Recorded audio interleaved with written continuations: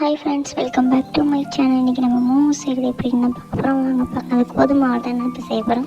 கோதுமை ஆட்டை பசஞ்சு மினிமம் சைஸில் உருண்டிக்கிட்டாவே ரொம்ப பெரிய சைஸ்னால் அந்த சைஸ்க்கு வந்துட்டு இனிமேல் திரட்டி எடுத்துக்கோங்க. நான் இந்த சைஸ் பார்த்தாலே அந்த கூறு வச்சு செய்ய கரெக்டாக பெருசாகிடலாம். இந்த சைஸ்க்கே நீங்கள் இது பண்ணிக்கோங்க.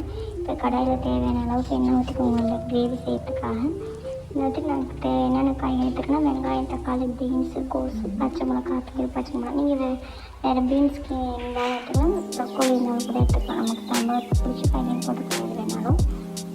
நல்லா கொஞ்சம் லைட்டாக வதங்கினோன்னு இப்போ உடனே கோஸ் போட்டாங்க. லைட்டாக கொஞ்சம் அரிசி நல்லா தண்ணி இல்லாமல் கோஸ் எடுத்து போனீங்கன்னா அதுவே நிறைய தண்ணி வரும்.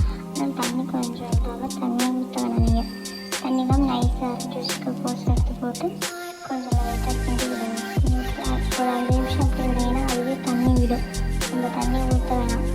பாருங்கள், அதுவே தண்ணி விட்டுருக்கு பாருங்கள். தண்ணி ஒரு பாத்திர தண்ணி ஊற்றிக்கலாம். அப்புறம் கொஞ்சோண்டு மஞ்சள், தேவையான அளவு உப்பு கொஞ்சம் கம்மியாக போடுங்கன்னா கோதுமை மாவு உப்பு இருக்கணும்னு கொஞ்சம் இதுக்கு தேவையான அளவுக்கு கொஞ்சம் கம்மியாக உப்பு போட்டுக்கோங்க. உப்பு போட்டு கொஞ்சம் லைட்டாக கிண்டி விட்டுக்கோங்க. கிண்டி வச்சுட்டு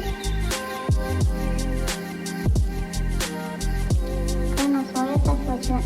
அதனால ஒரு 2 ட்ராப்ஸ் சோயா சாஸ் போட்டுவிட்டேன். உங்களுக்கு என்ன பண்ணால் கொஞ்சம் ரோஸ் ஸ்பெக்ட் பண்ணிக்கலாம்.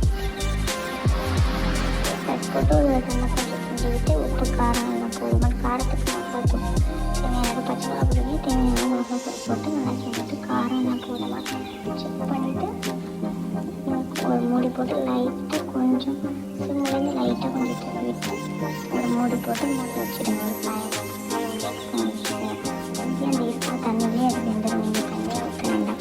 இப்போ வெந்த தண்ணி செக் பண்ணி பார்க்கணும். வந்துட்டு நல்லா அடுப்பு ஆஃப் பண்ணாக்க நம்ம எடுத்து வச்சுக்கோம்ல, அதில் இது கொஞ்சம் ஒரு ஸ்பூன் எடுத்து வச்சு எப்படி செய்யலாம்னு பார்க்கலாங்க.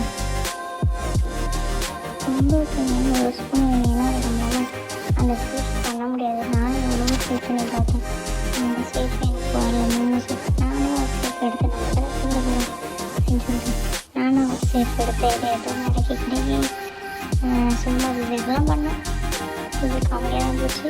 நம்ம வந்து கொண்டு போகணும்னு சொல்லிட்டு மேக்கப் பண்ணி செஞ்சுட்டு நல்லா தான் இருந்துச்சு.